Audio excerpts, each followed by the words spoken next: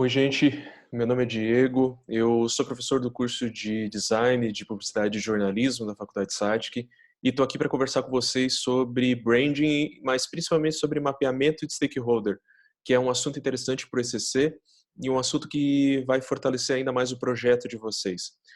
Estou aqui a convite do professor Gustavo De Luca, coordenador do curso de vocês, e também da professora Pamela. Então, espero contribuir aí um pouquinho nessa nossa conversa e no que a gente vai acabar trabalhando dentro dessa proposta para vocês darem sequência no contexto de vocês de trabalho.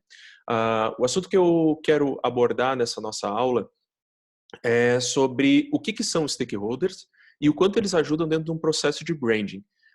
Talvez essas palavras elas sejam ou não familiares a vocês, mas ao longo da nossa conversa aqui, nesses nossos 40 minutos mais ou menos, a gente vai introduzir esses assuntos e identificar como que vocês podem mapear esses grupos envolvidos dentro do sistema e do negócio que vocês estão e fazem parte. Quem sou eu, né?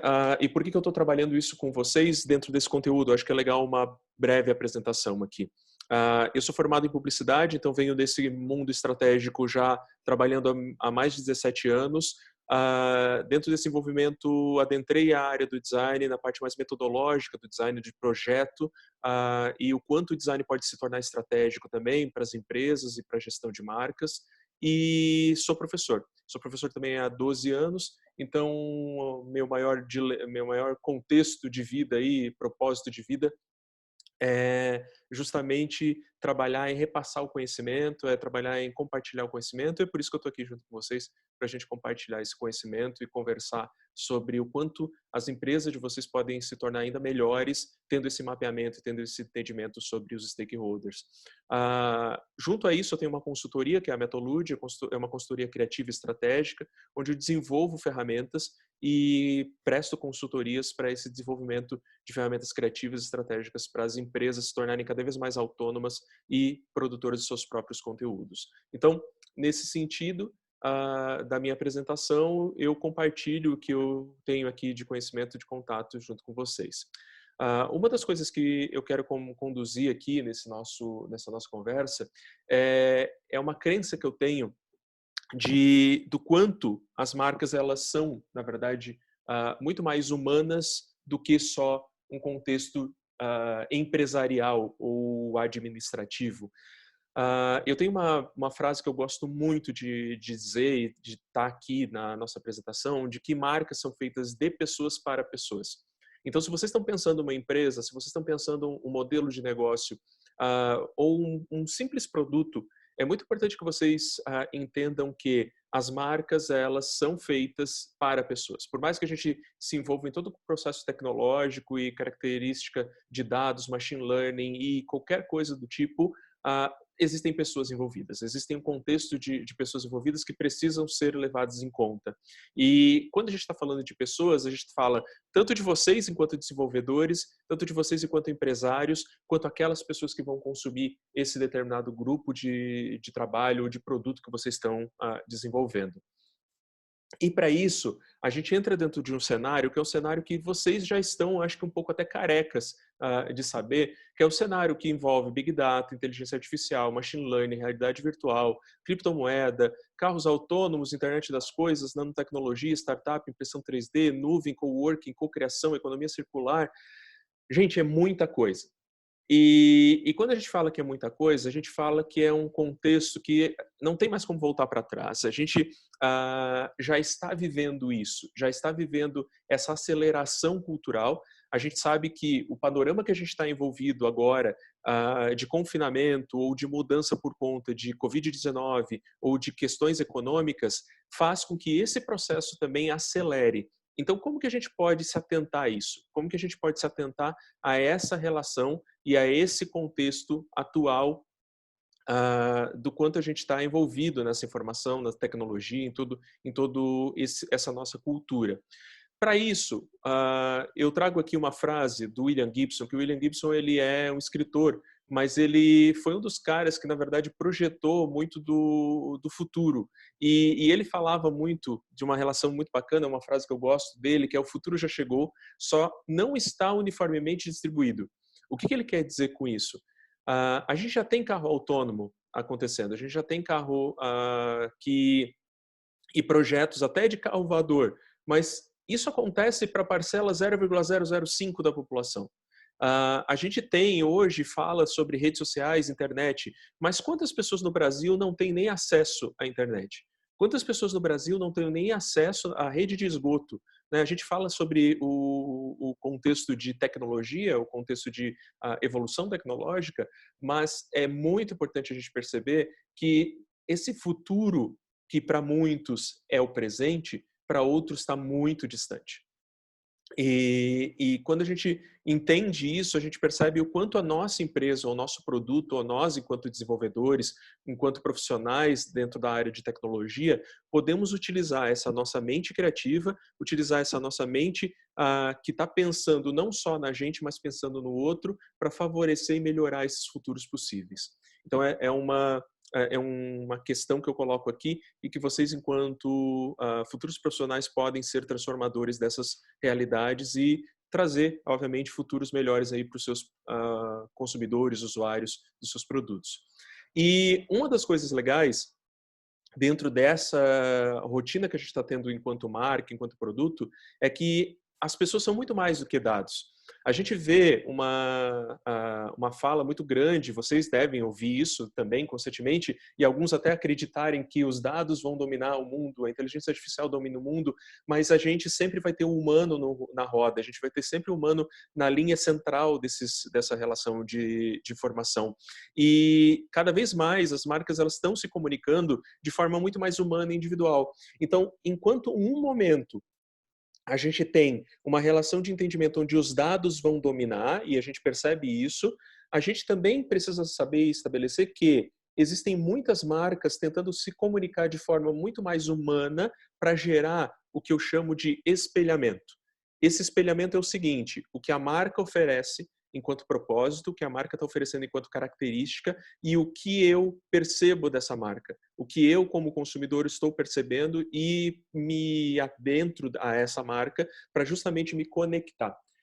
Essa conexão, esse espelhamento, nesse mundo que a gente tem inúmeros concorrentes, marcas divergindo uma das outras ou marcas concorrendo uma das outras, dentro de um mesmo segmento, um excesso de informação, que a gente pode chamar até de infoxicação, faz com que a gente entenda que as marcas elas estão querendo se tornar muito mais humanas para se conectar mais com as verdades que as pessoas têm.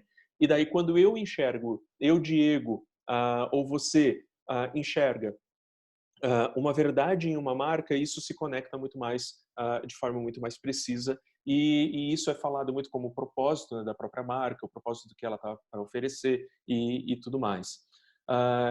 E uma das referências que eu quero trazer aqui é o Walter Longo. O Walter Longo ele trabalha muito com comunicação, trabalha muito com a relação de tecnologia na área da comunicação. Ele já presidiu grupos fortes de comunicação no país e hoje ele é consultor, hoje ele é palestrante e ele fala sobre a relação do fim da Idade Média e do início da Idade Mídia. O que ele quer trazer com isso? A Idade Média que ele fala não é aquela lá de 500, 1000 anos atrás. Ele fala da Idade Média, a nossa Idade Média de poucos anos atrás. O quanto nós nos baseávamos pela média das coisas, né? Existe a média da sala, a média da turma, é a média de pessoas que faz o contexto. Ele diz e ele trata que isso está se deixando de lado para entrarmos na Idade Mídia. A Idade Mídia ela é muito mais individual, ou seja, eu consigo, por meio dessa análise de dados, conversar diretamente com aquela pessoa. Eu não preciso, enquanto marca, ir na televisão e falar, olha, eu sou a empresa X, eu faço essa coisa, eu venho aqui para o seu bem-estar, como toda publicidade vem trabalhando ao longo dessas décadas e décadas. Dentro da Idade Mídia, as marcas conseguem ser muito mais diretas e falar, olha, Diego, tu precisa disso aqui, então tu pode comprar com esse tipo de produto, essa marca. A gente sabe disso pela quantidade de anúncios que muitas vezes são dirigidos por fontes de pesquisa que a gente faz na internet, né? Então é interessante ter essa observação do quanto cada vez mais a comunicação ela precisa se tornar direta e entendida nesse sentido. E principalmente porque dentro dessa relação a gente tem as pessoas cada vez mais como prosumers. O que são os prosumers e por que eu trago esse conceito aqui para vocês?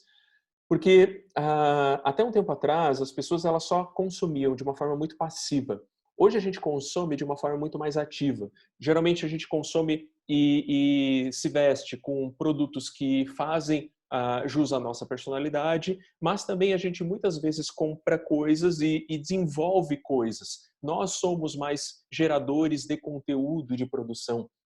Então, nessa geração de conteúdo de produção, nós deixamos de ser só consumidores e nos tornamos prosumidores, ou seja, prosumers, que é uma associação que o Alvin Toffler traz aí de produtor e de consumidor. A gente está produzindo o que muitas vezes a gente até está consumindo.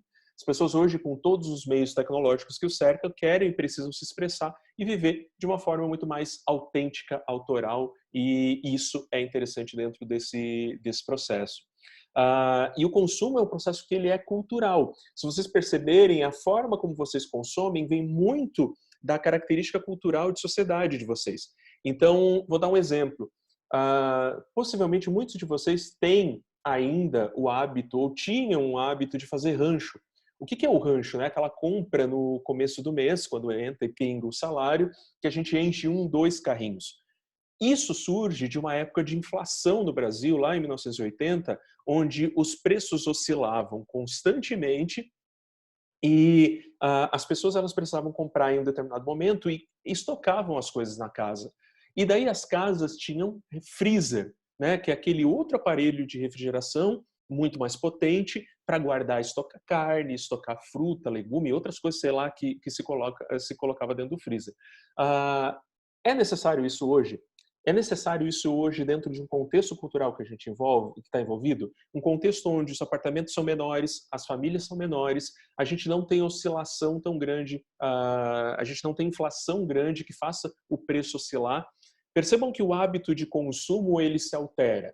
Claro que nesse momento de pandemia, quando se fala de lockdown, as pessoas correm para o supermercado para comprar papel higiênico e outras coisas. A gente vê isso, né, com aquele medo danado do negócio faltar, para estocar em casa, né? A gente teve a greve dos caminhoneiros há poucos anos atrás e teve uma matéria que viralizou de uma senhora que estava comprando quilos e quilos de arroz sem ter a necessidade de comprar aqueles quilos e quilos de arroz. Isso parece que é algo até um problema das pessoas em também falta de empatia em deixar o produto para o outro. Mas não é nesse assunto que eu quero tocar. Eu quero tocar no assunto de vocês como engenheiros, vocês como profissionais das áreas que vocês vão atuar, tenham um entendimento do círculo que vocês estão envolvidos, do círculo cultural que vocês estão envolvidos e percebam todas as relações que fazem com que as pessoas se tornem também produtoras desse conteúdo e se tornem, na verdade, geradoras daquele material que elas estão desenvolvendo. Então, aqui a gente tem o do-it-yourself, makers, influencers, microempreendedores individuais e todos esses profissionais que buscam, de uma certa forma, transformar por meio do trabalho o quanto elas acreditam que podem por suas habilidades e técnicas. E nesse cenário, as marcas elas precisam criar experiências para os seus stakeholders, e a gente já vai chegar nesse assunto daqui a pouquinho, para que com isso a gente alimente, e na verdade as marcas alimentem a própria identidade. Então, quando as marcas elas estão construindo uma narrativa, uma identidade, ou seja, eu digo que eu sou assim, a minha empresa é assim, o meu produto ele é dessa maneira para mudar isso aqui, para corrigir isso aqui dentro da sociedade, para melhorar isso aqui enquanto proposta, essa identidade se constrói dentro desse universo que vai atingir esses vários grupos de stakeholders que estão aí para serem trabalhados. E o que é stakeholder de fato? Imaginem a marca no centro, imaginem o negócio de vocês no centro. Os stakeholders são todos os grupos que possuem contato com a marca de vocês. Então a gente pode falar de um órgão regulador, a gente pode falar de um cliente, a gente pode falar de um conselho administrativo, podemos falar dos concorrentes também que estão envolvidos, podemos falar dos fornecedores. Todos esses grupos que giram a marca de vocês fazem parte desse contexto, dessa amarra de significado que são os stakeholders. Então, a mídia, o governo, porque de uma certa forma, se vocês abrem o CNPJ, vocês viram sócio do governo, né? E vocês têm que ficar, obviamente, prestando conta do governo ano após ano. Então, cada um tem uma influência sobre a marca de vocês e cada um vai receber a mensagem que vocês estão passando. Então, essa mensagem precisa ser coerente. Essa mensagem ela precisa ser clara para esses concorrentes, para esses stakeholders, para esse grupo de pessoas, seja interno ou externo da empresa que vocês estão atribuindo. Em média, nós, enquanto consumidores, somos expostos a 6 mil anúncios por dia e mais de 25 mil novos produtos por ano.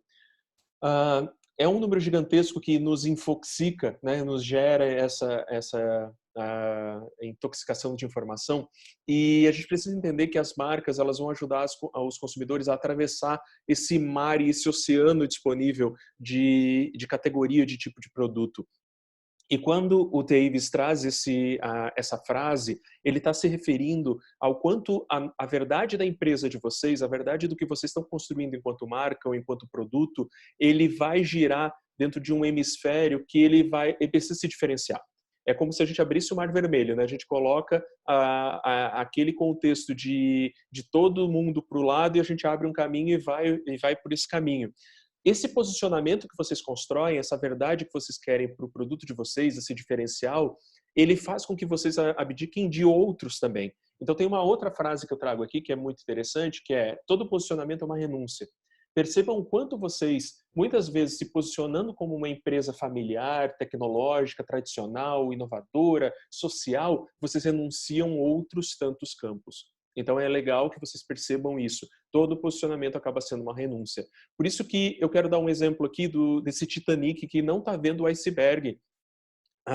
Ou que daqui a pouco ele vai mirar e vai fugir do iceberg. Mas o exemplo não vai entrar no assunto da Kate,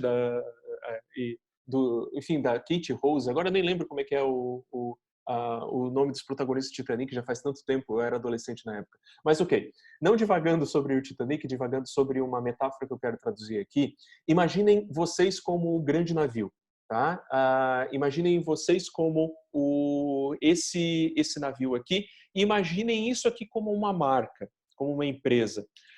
Dentro desse contexto, as expressões da marca, ou seja, tudo que vocês observam da marca, vão ser chamadas de pontos de contato. Então, tudo isso aqui são os pontos de contato dessa marca, que pode ser o nome, o logotipo, o produto, né, o software, o site, a publicidade, a frota, os carros, o veículo, o estabelecimento, o ponto de venda. Tudo isso são pontos de contato que estão aqui e vocês percebem porque vocês estão navegando nesse mar de várias marcas, vocês estão vendo isso. Só que isso só se movimenta, isso só constrói uma segurança para a marca se a plataforma de marca, que é isso que está abaixo, submerso aqui, é muito bem construído. A plataforma de marca é o DNA, é o posicionamento, é a identidade, é o como a marca se constrói enquanto personalidade, e isso é construído de dentro para fora. Por isso que a gente coloca esse exemplo aqui, e eu poderia trazer aqui um exemplo de uma árvore e fazer o quanto a gente enxerga a árvore, mas não enxerga a raiz. A raiz, ou a ponta, a parte submersa do iceberg, que é muito maior, 1000 vezes maior, ela acaba dando essa sustentabilidade para a própria marca, para a própria identidade. E o que a gente trabalha no branding e fala do que é branding está muito relacionado ao contexto. Oi, gente, precisei fazer uma pausa e agora retornar à gravação. Vocês vão ver que tem um errinho aí na sequência, mas é justamente por ter que atender uma demanda externa aqui, mas agora retornei e a gente pode dar continuidade. Eu estava conversando sobre a relação do quanto o branding ele precisa gerar esse envolvimento, e ele nada mais é do que uma gestão. E quando eu falo de gestão, o branding é todo o esforço que torna tangível esse DNA e essa essência da marca na concepção dos pontos de contato. Então, quando a gente está falando sobre branding, a gente está falando de pura gestão de marca, do quanto a marca, ela não é um processo de início, meio e fim, ela é um processo de início, meio e ad eterno, porque ela vai construir ainda mais propriedade junto com seus consumidores e usuários. Então, a gente pega essa estratégia que está lá naquela parte submersa e a gente traz para os pontos de contato. Como que a gente faz isso? Por N ferramentas, por muitas possibilidades, principalmente entregando a verdade do que vocês fazem, entendendo que o posicionamento de vocês é aquilo que direciona vocês para o objetivo que a empresa quer desenvolver. E isso sempre acontecendo de dentro para fora. Então, se vocês estão fazendo isso individual, em grupo, em dupla, a equipe sempre construindo isso e construindo essa identidade e apresentando isso pelo layout, pela forma como comunica, por todos os pontos de contato que vocês estão se envolvendo. E o branding, enquanto gestão mesmo, como eu falo, é um processo constante de entendimento e percepção. Então, não é simplesmente o que vocês dizem, diferente do marketing, que é vocês comunicando, vocês passando a informação, vocês vendendo o produto de vocês, o branding é a percepção. É o quanto o consumidor de vocês está dizendo, olha, vocês são realmente uma empresa de tecnologia. Olha, vocês são realmente uma empresa que transforma a vida das pessoas por isso, isso, isso. Vocês entregam a ação, vocês entregam a verdade de vocês por meio da comunicação, dos produtos, do que vocês estão trabalhando. E as pessoas percebem. Por isso que o branding não é uma relação de gestão rápida, é uma gestão a curto, médio e longo prazo, para que a longo prazo a sua empresa seja percebida e desejada enquanto negócio. Então, um dos princípios para que esse entendimento ocorre está dentro da marca e está construído na marca, que o consumidor vai perceber. Então, se vocês estão desenvolvendo um software, se vocês estão desenvolvendo um aplicativo, se vocês estão desenvolvendo qualquer tipo de produto, esse produto ele vai fazer o que para as pessoas? O que ele está resolvendo de situação? Ele resolve uma relação produtiva, tá. Mas, além de resolver uma situação produtiva, será que ele está deixando e dando mais tempo para as pessoas viverem as suas rotinas? Ele está oferecendo uma melhor qualidade de vida? Ele está auxiliando um determinado processo? Percebam questões que são muito mais, não tão operacionais, mas muito mais humanísticas, porque isso fortalece aquela essência que a gente já veio conversando aqui e é importante ser trabalhada. Uma das coisas que eu gosto de tratar aqui, e que tem envolvimento com design também, mas quando a gente fala design, entendam design como projeto, como uma relação projetiva, é que o branding é um processo de entendimento e percepção, como a gente já falou, e é uma construção de valor entre a marca e o próprio stakeholder, os grupos de negócio. Então, a gente vai ter uma plataforma de marca, que está lá naquele iceberg, que vai gerar identidade por meio de estratégia, posicionamento, arquétipos, que são personalidades que a marca de vocês pode ter, a missão, visão, valores, que vocês já devem também já ter desenvolvido, e o próprio DNA, que é a essência da marca de vocês.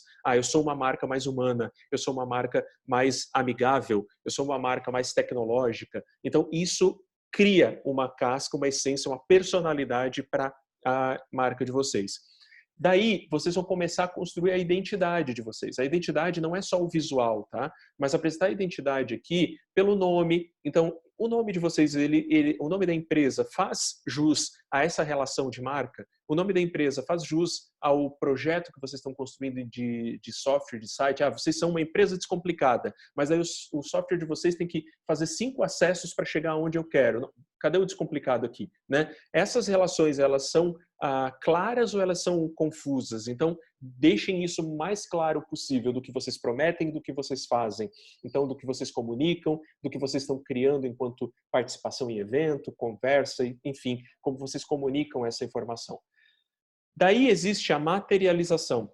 A materialização, sim, é aquela ponta do iceberg, é aquilo que o Titanic não viu, mas deveria ter visto. É aquilo que vocês percebem, e a gente percebe enquanto marca. É o topo da árvore que a gente está vendo.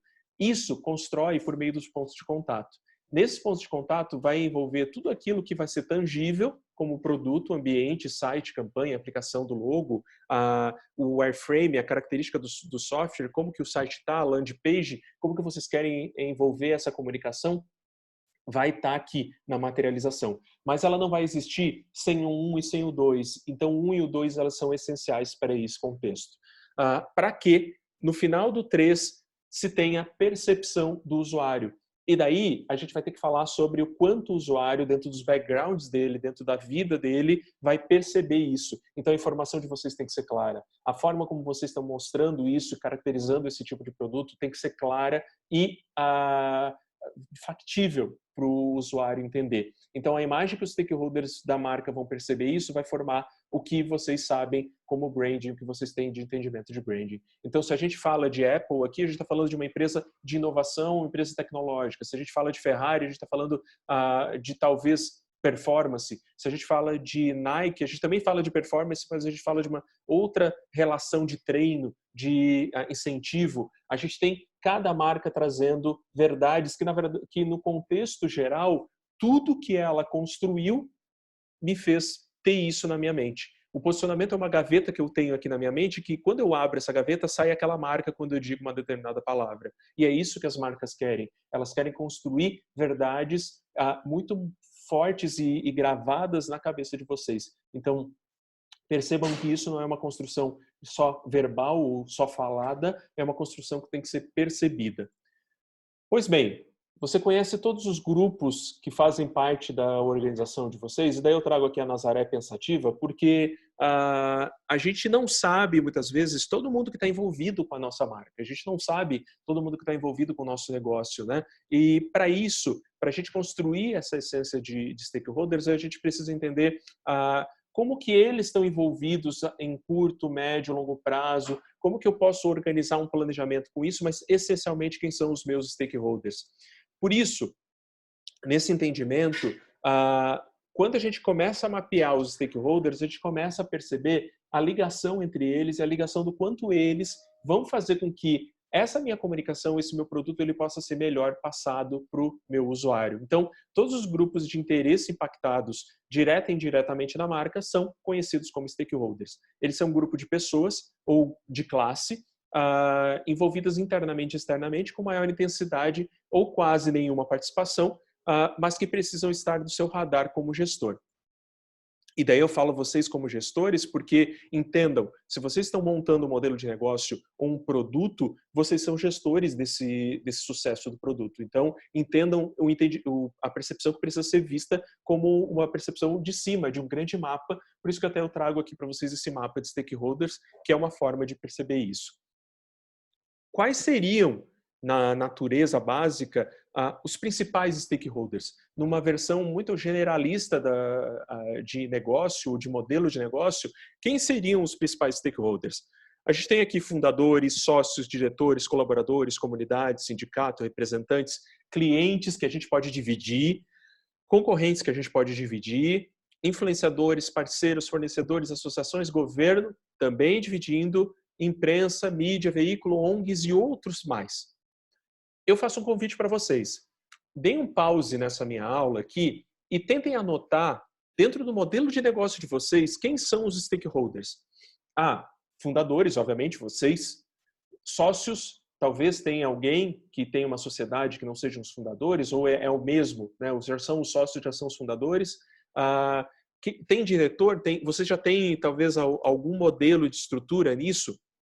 Já tem um colaborador? O que cada um faz na sua função? Eu sou desenvolvedor, eu sou tal coisa, eu sou tal coisa. O que cada um tem na sua função ou não tem? Ou são só os sócios fundadores que são já os stakeholders internos? A comunidade, quem é que se beneficia disso? Não são os clientes, mas quem é a comunidade que está envolvida? A comunidade do sul catarinense, a comunidade regional, município, bairro?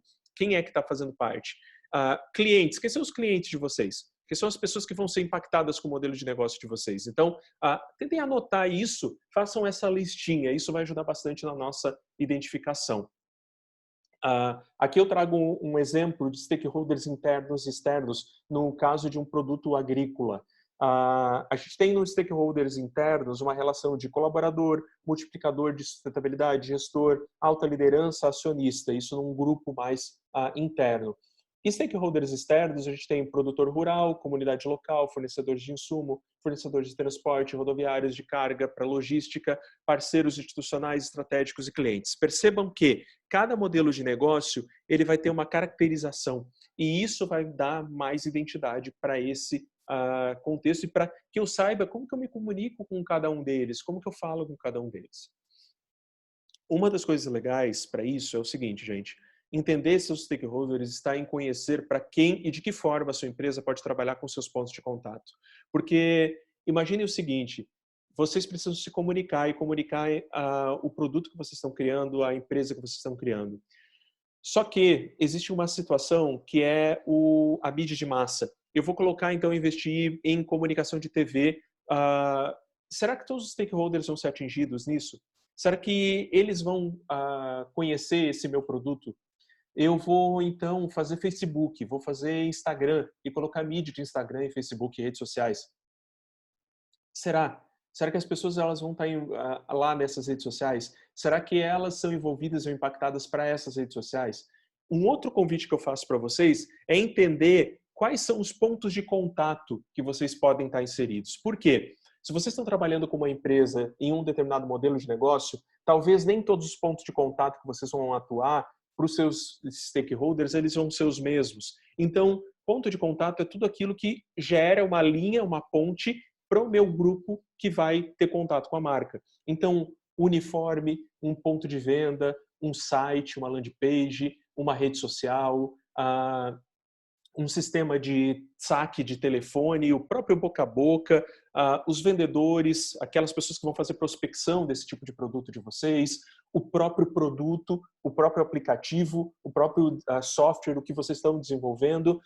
Isso tudo é ponto de contato. É aquilo que vai ligar vocês com esses stakeholders. E vocês precisam saber que, entendendo quem são essas pessoas, vocês conseguem dirigir uma comunicação muito mais efetiva, e é por isso que a gente fala sobre o mapa de stakeholders. Por quê? Porque a gente precisa entender uma jornada aqui.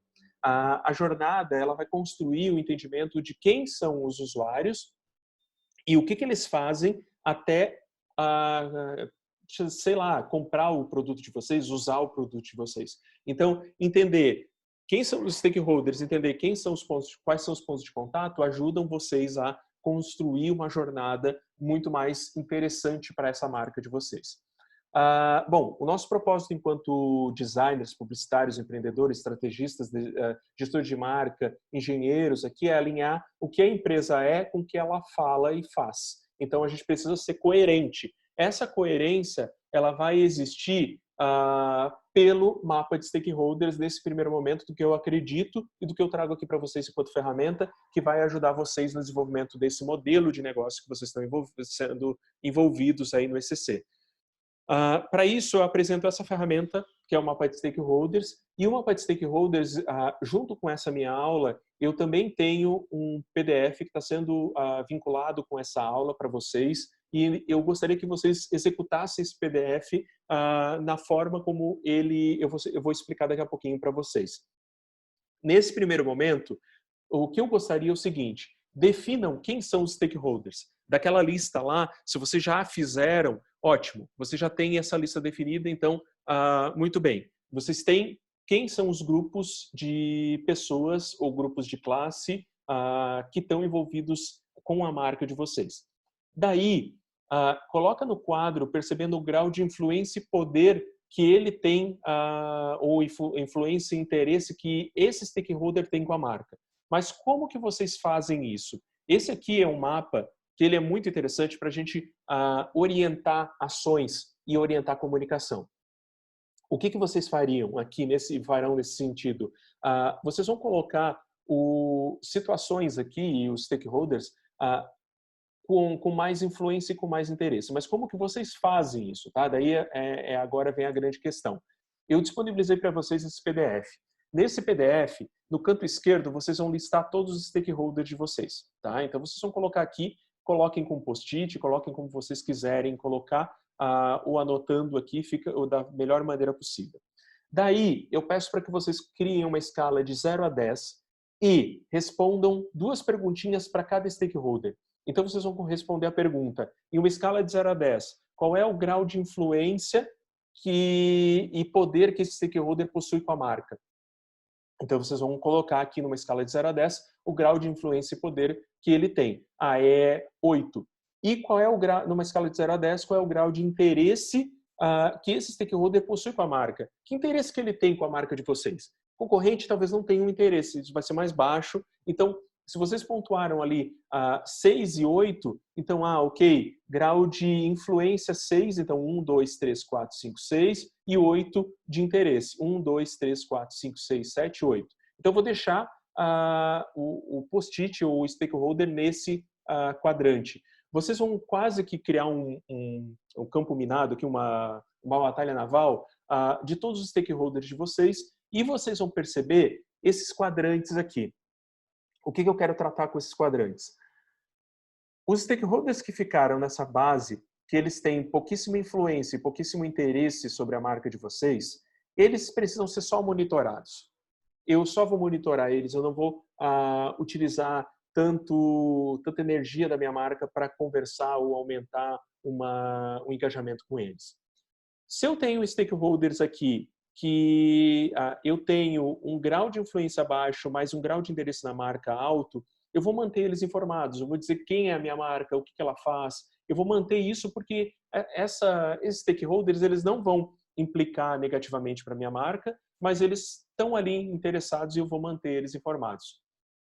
Se eu tenho stakeholders com um grau de influência altíssimo e o grau de interesse da marca baixo, que geralmente o governo está aqui, eu vou manter ele satisfeito. O que é manter satisfeito? Eu vou pagar os meus impostos, eu vou estabelecer redes de contato só para manter, na verdade, não irritá-los. O manter satisfeitos é muitas vezes não irritá-los. Então, muitas vezes os concorrentes vão estar aqui, porque ele pode ter um grau de influência, porque um concorrente cria um novo produto muito próximo de vocês, mas o grau de interesse deles é baixíssimo na marca de vocês. Então, é interessante perceber essa relação. Agora, nesse quadrante, que é onde o bicho pega, porque se eu tenho um grau de influência alto e um grau de interesse alto, eu tenho que gerenciar de perto. Geralmente, aqui, os nossos os stakeholders internos, ou seja, sócios, diretores, colaboradores, estão aqui. Então, eu preciso ter um cuidado de comunicação com esses stakeholders. Eu preciso ter um cuidado de como que a marca é entendida para esse público. Geralmente, os meus clientes estão aqui. Então, eu tenho também que perceber como que eu converso com eles, como que eu crio para eles, como que eu desenvolvo para eles. E se o meu cliente ou algum colaborador interno estiver na parte de baixo, onde eles ou não têm um grau de interesse tão alto ou um grau de interesse mais baixo, eu posso pensar em ações para puxar ele para esse quadrante aqui. Então, eu vou entender e olhar stakeholder por stakeholder, grupos de influência por grupos de influência e perceber se eu tenho que trabalhar com eles ou não. Esse mapeamento ele pode ser feito a cada 6 meses para perceber se algum stakeholder ele alterou, ele modificou, ele mudou. E é interessante a gente perceber o quanto evoluiu dentro desse diagnóstico. Utilizando esse mapeamento de stakeholders, o seu planejamento ele vai ser muito mais dirigido e focado. Então, vocês vão olhar por cada grupo específico, vocês vão olhar para cada contexto específico de negócio. E vai ser medido e monitorado nesse investimento que vocês vão fazer para qual grupo, de fato, vai ter que receber um maior investimento de comunicação ou pesos de planejamento dentro do que vocês estão trabalhando.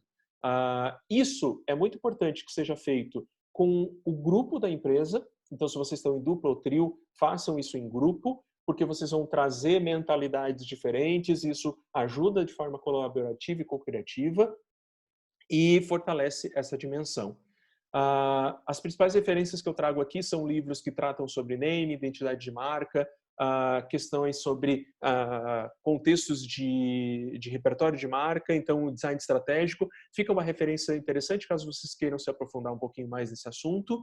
E com isso eu encerro a minha aula e proponho para vocês que vocês façam esse mapa de stakeholders, para que vocês construam essa ferramenta e fortaleçam o modelo de negócio de vocês do planejamento do que vocês podem construir de ações aí para esse entendimento. É isso, gente. Muitíssimo obrigado e foi um prazer estar aqui junto com vocês. Desejo sucesso para vocês aí no trabalho que vocês estão desenvolvendo. Valeu, forte abraço.